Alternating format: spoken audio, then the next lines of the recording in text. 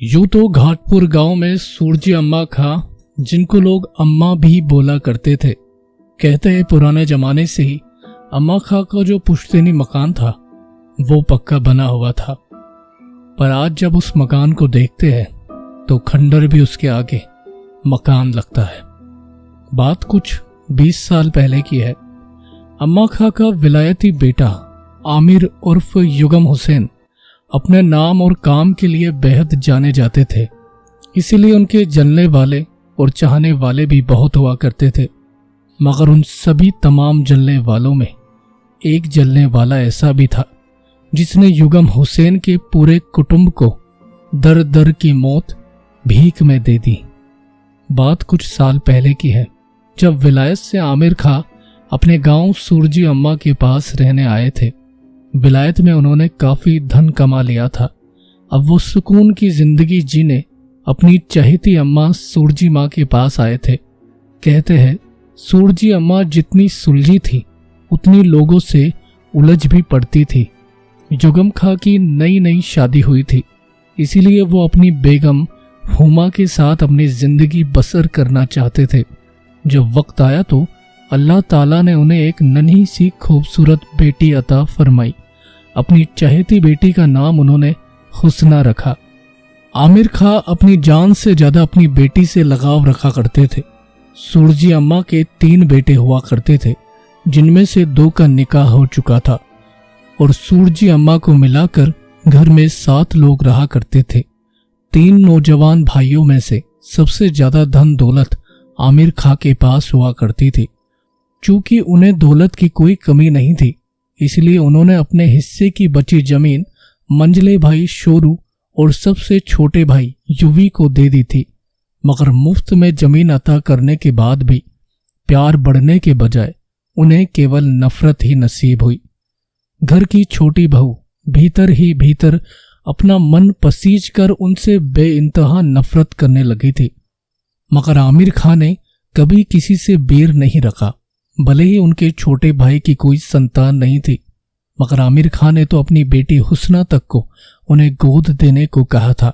मगर जलन के कारण उनकी छोटी बहू ने साफ इनकार कर दिया और बदले में कह दिया कि इतने भी बांझे नहीं हो जो दूसरों के मुरीद पालना सीखो। और बदले में एक बार फिर छोटी बहू के भीतर बांझिन का जहर उतर गया, मानो उसका स्वाभिमान गर्म लोहे की तरह पिघल कर उसके सीने में उतर गया। सूरजी अम्मा ऐसे तो कई ओझा और तांत्रिकों के भी हो आई थी, मगर उनसे भी उनकी छोटी बहू को संतान न मिल सकी और वक्त यूं ही गुजरता रहा। अल्लाह ताला की हिमायत हुई तो तुम भी जल्द ही माँ का सुख पाओगी बहू। सूरजी अम्मा के कहे शब्द कहीं ना कहीं छोटी बहू के मन के भीतर मानो सुई से लग जाते हो।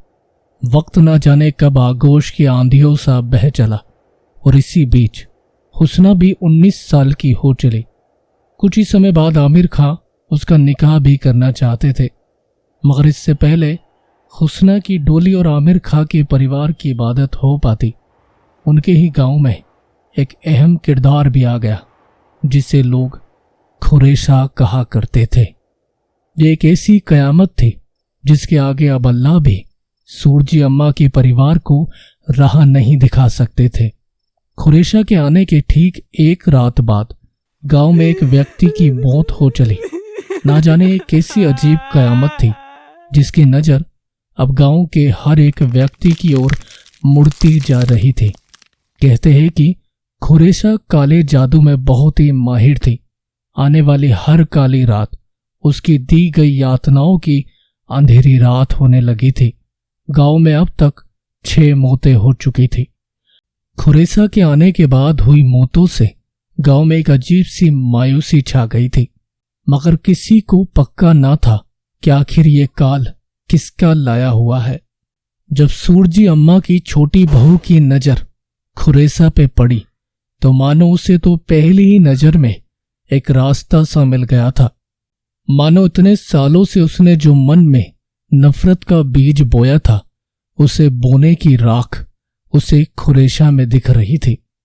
जितनी नफरत आफरीन ने दबा के रखी थी वो खुरेसा के आगे सब कुछ निकाल देना चाहती थी और इसीलिए एक दिन मौका पा वो सामने रहने आई खुरेसा का दरवाजा खटखटाती है।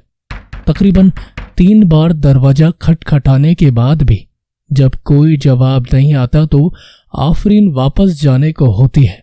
तभी पीछे से एक हाथ मानो आफरीन की चुनरी को हवा की आवाज सा छू जाता है।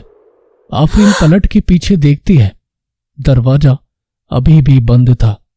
हिचकिचाई सी आफरीन वापस घर लौट जाती है।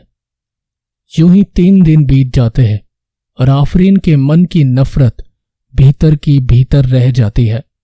एक रोज जब आफरीन आंगन में अपने बाल सुखा रही होती है, तभी उसकी नजर सामने के कमरे में रहने वाली खुरेसा पर पड़ती है।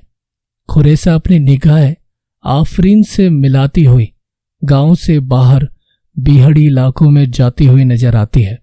इसी मौके का फायदा उठाने के लिए कि आज तो वो खुरेसा से अपने मन की बात कह ही डालेगी, आफरीन भी अपनी सासू मां सूरजी खां से नजरें बचाती हुई उसी बीहड़ की ओर निकल पड़ती है। जब आफरीन जंगल में पहुंचती है तो उसे महसूस होता है कि जंगल बिल्कुल सुनसान सा पड़ा है। आखिर डरते डरते आफरीन खुरेसा के पीछे छिपते हुए चलने लगती है। वो कभी पेड़ के पीछे छुप जाती और उसे देखती तो कभी पत्तों की चर चर सी आवाज से खुरेसा रुक सी जाती, मानो उसे महसूस हो गया हो कि उसके पीछे कौन आ रहा है। धीरे धीरे पीछा करते करते खुरेसा और आफरीन बहुत आगे निकल जाते हैं। तभी अचानक सामने चलती खुरेसा चलते चलते ही गायब सी हो जाती है। आफरीन की आंखें जमी सी रह गई कि आखिर अचानक चलते चलते खुरेसा कहां ओझल हो गई। डरी सी सांसें लिए वो जंगल में उसी जगह खड़ी सी रह गई। पत्तों की सरसराहट और ठंडी पड़ती हवाएं उसे भीतर से मानो आवाज दे रही हो कि इस जंगल से निकल जाओ। और तभी अचंभित सी खड़ी आफरीन के कंधे पे किसी का हाथ आता है। घबराई सी आफरीन जब पीछे देखती है तो खुरेसा को अपने सामने खड़ा पाती है। खुरेसा की आंखें एकटक डरी सहमी आफरीन को ही देख रही थी। इससे पहले कि आफरीन कुछ बोल पाती, खुरेसा उसे अपने पीछे आने का इशारा करती है और आफरीन धीरे धीरे कदम लिए खुरेसा के पीछे चल पड़ती है। जंगल की ओर भीतर जा आफरीन देखती है कि कुछ नर कंकाल जिनमें खोपड़ियों का एक गट्टर बंधा हुआ पड़ा है और 2 खोपड़ियां सामने बने आग के कुंड में सुलग रही है। ये खोपड़ियां क्या ये?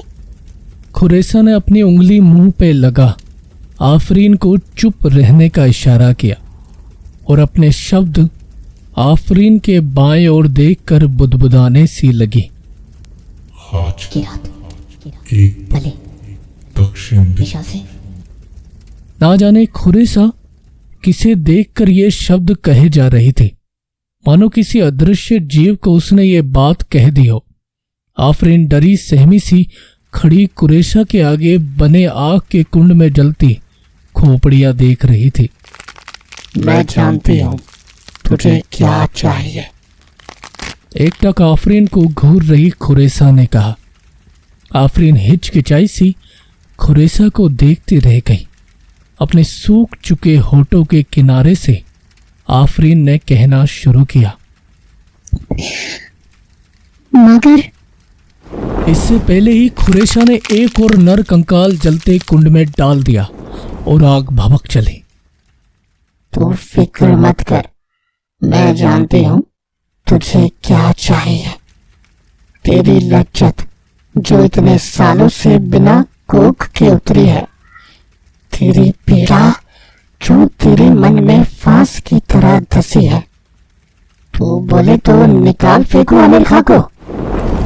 हाथ में कीलों से जकड़ी एक काली गुड़िया के बाल को नोच खुरेसा ने आफरीन की ओर देखकर कहा, जो उसे तिल तिल तड़पना देखना चाहती है, बोल क्या करूं? आफरीन खुरेसा की बड़ी सी आंखों पे नजरें टिकाए कहने लगी, मुझे सिर्फ बर्बादी चाहिए आपा, चाहे कीमत जो हो।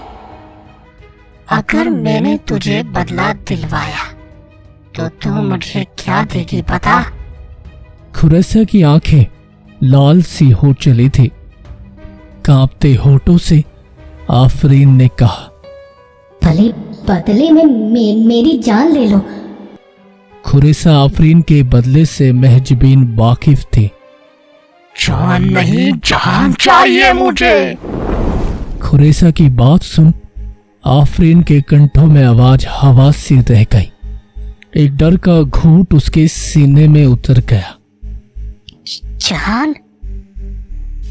13 साल पहले तू अपने अधजन्मे बच्चे का नाम जहान रखना चाहती थी, मगर वो पैदा होने से पहले ही आधा खाया हुआ पेट से निकला, जिसका सर आधा चबाया जा चुका था। मुझे वही जहान चाहिए। मुझे तेरी कोख का जहान चाहिए।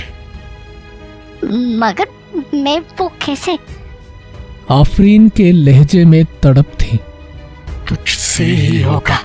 ठीक 11 माह बाद तुझे फिर एक संतान होगी। तेरी बॉन्जिन कोख फिर से भरेगी। तेरा जहान, जिसका सर ठीक उसी तरह खाया हुआ होगा। वो आधी लाश सा बच्चा मुझे चाहिए। तू वो बच्चा मुझे ला कर देगी और मैं उसे बनाऊंगी तेरे खानदान का सबसे भयानक काल, जिसके बारे में किसी ने सोचा भी ना होगा। मगर बाजी, मैं तो 13 साल से बेबसी की मारी भांजिन रह गई हूँ। आफरीन के लहजे में रुआसी सी थी। तुम फिक्र मत कर, तुझे संतान होगी। तेरी ही कोख से तेरे खानदान का खान होगा। तू थोड़े समय खुश रह, तुझे बदला मिलेगा, मगर बदले में मुझे तेरी कोख से अधजन्मा बच्चा चाहिए। अब तू जा और भूलना मत, ठीक 11 मास बाद तुझे आना होगा इसी जगह रात 3 बजे। मैं तुझे अब 11 मास बाद ही नजर आऊंगी। इस गांव में अभी और मौतें होना बाकी है।